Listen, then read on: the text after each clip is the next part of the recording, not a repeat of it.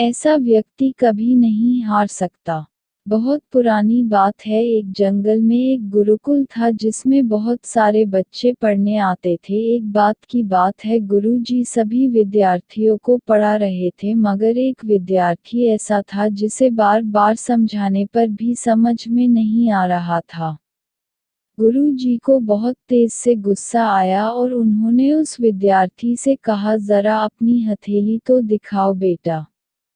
विद्यार्थी ने हथेली गुरुजी के आगे कर दी। हथेली देखकर गुरुजी बोले, बेटा तुम घर चले जाओ, आश्रम में रहकर अपना समय व्यर्थ मत करो, तुम्हारे भाग्य में विद्या नहीं है। शिष्य ने पूछा, क्यों गुरुजी? गुरुजी ने कहा, तुम्हारे हाथ में विद्या की रेखा नहीं है।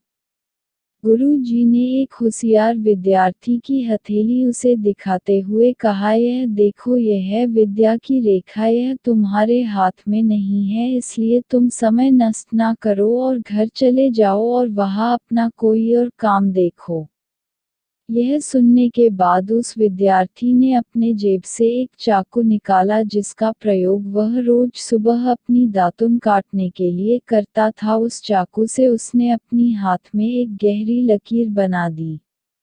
हाथ में खून बहने लगा। तब वह गुरुजी से बोला, मैंने अपने हाथ में विद्या की रेखा बना ली है गुरुजी। यह देखकर गुरुजी द्रवित हो गए और उन्होंने उस विद्यार्थी को गले से लगा लिया। गुरुजी बोले, बेटा तुम्हें विद्या सीखने से कोई ताकत नहीं रोक सकती है, दृढ़ निश्चय और परिश्रम हाथ की रेखाओं को ही बदल देती है।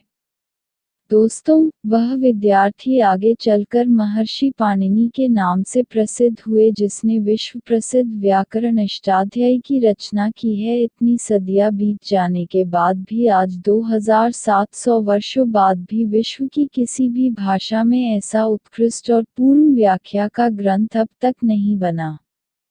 तो दोस्तों, इस कहानी की शिक्षा ये है कि लोग चाहे जो भी बोले, हम हर एक को गलत साबित करते हुए अपनी लगन और कठिन परिश्रम के दम पर जो चाहे वो सब कुछ हासिल कर सकते हैं।